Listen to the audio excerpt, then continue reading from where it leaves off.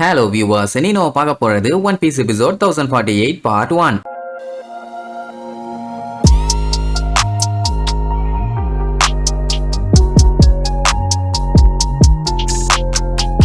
Open பண்ணா ஒரு வழியா மொமோனோசுகே மேல ஏறி நம்ம லூஃபி கிளம்புறதுக்கு தயாராயிட்டான். இனி அவன் பறந்தா மட்டும் போதும். கண்ணுக்கு முன்னாடி தான் இருக்கு ஒனியஷிமா. சரைட்டு போலான உடனே அப்படியே பொறுமையா பறக்க ஆரம்பிப்பான். கீழே இருக்கவங்க எல்லாம் ஆர்வமா பாத்துக்கிட்டு இருப்பாங்க. லூஃபி வாய வச்சுட்டு சும்மா வாச்சு இருக்கணும். வாவ் ஹைட்டு ஹைட்டு ஹைட்டும்பா. நம்ம மொமோனோசுகேக்கு ஹைட்டுனாலே பயம். இதுல இவன் வேற ஹைட்டு வெயிட்டு இருந்த உடனே கீழே பார்த்து பீதியாகி அப்படியே கொஞ்சம் கொஞ்சமா பொறுமையா பறப்பான். இத்தனைக்கும் அவன் பறக்கிறாங்கிறத அவனாலேயே நம்ப முடியல. அப்படியே கொஞ்சம் கொஞ்சமா பறந்து கொஞ்சம் தூரம் தான் மேல போயிருப்பான். அதுக்கே கீழே பார்த்துட்டு பயந்து கண்ணா பின்னா அங்க இங்க அலப்பி கடைசியில பொத்துன்னு வந்து விழுவான். இந்த லட்சணத்துல இருந்தா இவனுக்கு எத்தனை ஜென்ம ஆனாலும் சரி கைடோ கிட்ட போய் சேரவே முடியாது. லூஃபி எப்படியாச்சும் அந்த கைடோவை கைமா பண்ணி ஆகணும்னு கொல்ல வெறியில கத்திக்கிட்டு இருப்பான். அங்க பாத்தீங்கன்னா கைடோக்கும் யமட்டோக்கும் சண்டை முடியல. அவ செம ஹைட்டுக்கு ஜம்ப போட்டு நரிக்க பூரோ ஏரோன்னு சொல்லி மின்னல் வேகத்துல ஏரோ மாதிரியே பாஞ்சு வருவான். கைடோ வஜ்ரா ஏரோன்னு சொல்லிட்டு லைட்டா அப்படி தட்டி மட்டும் தான் விடுவான். கண்ணா பின்னா அங்க இருக்க மலையில போய் இடிச்சு செதறிடுவான். சோ இப்படியே ரெண்டு பேத்துக்குள்ளேயே சண்டைன்னு சொல்ல முடியாது. கைடோ தான் போட்டு அவளை அடிக்கிறான். அவ எவ்வளவு ட்ரை பண்ணாலும் வேலைக்கே ஆகல. அப்படின்னா நம்ம பயிலுக்கு இவனை போட்டு அடிச்சு அவன் பாடியில ஸ்கிராட்சா போட்டிருக்கானுங்கன்னா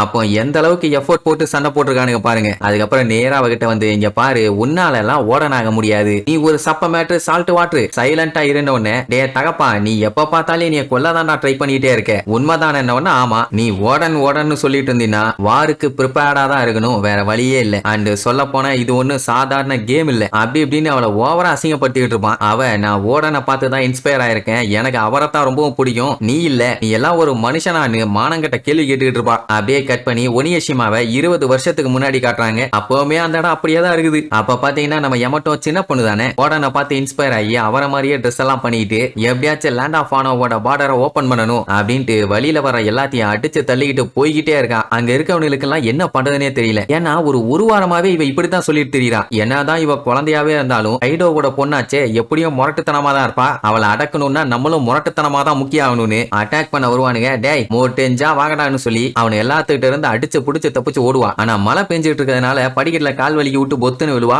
அந்த கேப்ல வந்து புடிச்சிருவானுங்க. யமட்டோ சாமா ஒழுங்கா வந்துருங்கன்னு சொன்னா நான் ஒண்ணு யமட்டோ இல்ல நான் தான் ஓடன் அப்படின்ட்டு ஒரு கத்துவா. அவளாதான் அவளுக்குள்ள இருக்க இந்த சுப்ரீம் ஹாக்கி பவர் வெளியில வந்து சுத்தி இருந்தவனுங்க எல்லாருமே மயங்கிட்டானுங்க. மிச்ச சொச்சவர் கொஞ்சம் பேர் எஸ்கேப் ஆயிருப்பானுங்கல்ல அவனுங்க எல்லாம் பார்த்துட்டு பயந்துருவானுங்க. ஏன்னா அவ யாரையுமே தொட கூட இல்ல. தொடாமையா அத்தனை பேத்தையும் காலி பண்ணிட்டால. அப்புறம் என்ன மறுபடியும் வெட்டிட்டு பின்னாடியே போவானுங்க. ஒரு கட்டத்துல போது அவளை நல்லா புடிச்சு அடின்னு அடிச்சு மூக்கெல்லாம் உடைச்சு கையில சங்கிலிய போட்டு ஒரு மூலையில கட்டி போட்டாச்சு. அப்ப கைடோட என்ட்ரி. கூட இருக்கவங்க எல்லாம் என்னைய மன்னிச்சிருங்க, அவங்க எல்லாத்தையும் மோசமா அடிச்சுட்டு இருந்தாங்க. வேற வழி இல்லாம தான் ஃபோர்ஸ் பண்ணி பிடிக்க வேண்டிய நிலைமை பானுங்க. அவன் அதெல்லாம் பெருசா கண்டுக்க மாட்டான். வந்து பார்க்கும்போது அந்த இடத்துல இருக்க எல்லாருமே மயக்கம் போட்டு மல்லாக்க கிடப்பானுங்க. இதெல்லாம் பண்ணது நீயா யமட்டோன்னு கேட்டா நான் ஒண்ணு யமட்டோலடா எருமை. ஐ எம் ஓடன் ஒல்லி அப்படின்னு காட்டுக்கத்துவா. இப்ப நான் அதை கேட்கல போறங்க. இவங்க எல்லாத்தையுமே இப்ப சம்பவம் பண்ணது நீதானா? அதுக்கு முதல்ல பதில் சொல்ல நீ கேட்டா அதெல்லாம் எனக்கு தெரியாது. திடீர்னு லூசு பயிலுக மயக்கம் போட்டு மல்லாக்க விழுந்துட்டானுங்க. முதல்ல என் சங்கிலிய கழட்டி விடுறா, எனக்கு பசிக்குது, நான் சாப்பிட போகணும்பா. அவன் அதெல்லாம் கண்டுக்க மாட்டான். Colour of supreme king haki power இவளுக்கும் இருக்குது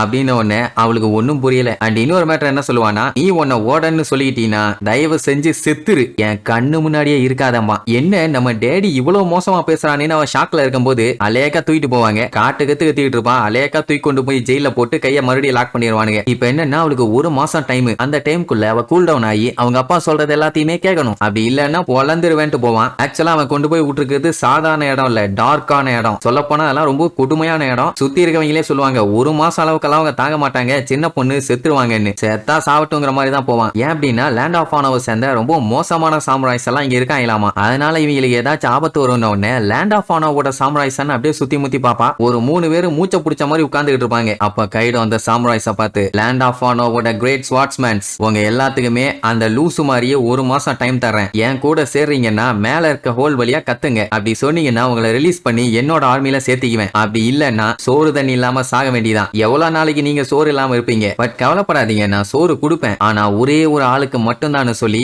ஒரு பவுல் ஃபுல்லா சாப்பாடு, ஒரு மீன், கூட குடிக்கிறதுக்கு ஒரு ஜூஸ் மாதிரி. அதுக்கப்புறம் அந்த ஸ்வாட்ஸ்மேன்ஸோட கத்தியையும் அங்க தூக்கி போட்டு போயிருவானுங்க. இந்த டைம் யமட்டோவா அவனுக்கு கொல்லணும்னா தாராளமா கொல்லலாம். அதனால யமட்டோ பயந்து போய் யோ நான் உன்னுடைய பொண்ணு, உடம்பு எனக்கு சரியில்லை. நீ சாப்பாடு கொடுக்காம போனாலே நான் செத்துருவேன். இதுல வேற அவங்க கிட்ட வேற கத்திய கொடுத்துட்டு போறேன். கன்ஃபார்மா உன் பொண்ணுங்கிறதுனால என்னைய கொன்றுவாங்க ஐயா. ஏன் அப்படி பண்ணன்னு கேட்டா, அப்படியா கொன்றுவாங்களா? நான் உன்னைய ஓடன்லாம் நினைச்சேன். அப்புறம் எப்படி உன்னைய கொல்லுவாங்க அப்படின்ட்டு அவ சொன்னதை வச்சு அவளுக்கே அப்படிச்சிட்டான். இப்ப சாப்பாடு கண்ணு முன்னாடி இருக்குது. சாமுராய்ஸ் வேற அங்க பயங்கரமா உட்கார்ந்துட்டு இருக்கானுங்க. அவளுக்கு என்ன பண்றதுன்னு தெரியல. இங்க வெளியில இருக்கவனுங்க எல்லாம் உள்ள இருக்க அந்த சாமுராய்ஸ பத்தி தான் பேசிட்டு இருப்பானுங்க. என்னன்னா அவனுங்க எல்லாம் லேண்ட் ஆஃப் ஆனவ சேர்ந்த கிரேட் ஸ்வாட்ஸ்மேன். அதுல ஒரு ஆள் யாருன்னு தெரியுதா? நம்ம ஜோரோக்கு சுசி ஸ்வாடு கொடுத்தானே அந்த ஷிமோட்சுகி உஷிமாரு தான். மேட்டர் என்ன இருக்கும்னா, ஓடனை போட்டு தள்ள அடுத்த நாளே மத்த ரீஜியன்ல இருந்த டைமியோஸ் எல்லாருமே கிளப்பிக்கிட்டு சண்டைக்கு வந்துட்டானுங்க. பெரிய கலவரம் தான். எல்லாத்தையும் போட்டு பொல காட்டிட்டானுங்க. ஓடன் சாகறதுக்கு முன்னாடி வந்திருந்தா கூட சண்டை போட்டு காப்பாத்தி இருக்கலாம். லேட்டா வந்து என்ன பிரயோஜனம்? கண்ணுல மாற்ற எல்லாத்தையுமே போட்டு தள்ளிட்டு இருந்தானுங்க. ஐ மீன் கையில கூட ஆளுங்க எல்லாத்தையும். அதுக்கப்புறம் மாட்டிட்டானுங்கன்னு வைங்க. இங்க இவளுக்கு ஒரே பயம். என்னதான் நம்ம ஓடனா இருந்தாலும் எமட்டோ ஓட பொண்ணா போயிட்டோமே, வயிறு வேற கத்திட்டு இருக்குது. இவனுக்கு வேற முறப்பா லுக்கு விட்டுட்டு இருக்கானுங்க. கண்டிப்பா இனி அவனுக்கு பிடிக்காது. டேடி வேற 3 பேரும் மாத்தி மாத்தி சாகர வரைக்கும் சண்டை போட்டு சாகுங்கன்னு வேற சொல்லியிருக்காரு. என்ன பண்றதுன்னு அவன் அப்படியே பயந்து போய் முழிச்சுட்டு இருக்கும்போது ஷிமோட்சுகி என்ன பண்ணுவான், நேரா போய் அவனோட கத்தி எடுத்துட்டு வந்து யமட்டோவோட தலைக்கு நேரா கத்திய தூக்குவான். அவ்வளவுதான், அவளுக்கு நெஞ்சே நின்னு போச்சு ஒரு செகண்ட். அவ்வளவுதான், நம்மள ரெண்டா பொழக்க போறான்னு. சரி, இதுக்கப்புறம் அவ கூட சண்டை போட்டானா இல்ல சமரசமா போனானான்னு அடுத்தடுத்த எபிசோட்ல பார்க்கலாம். டாடா.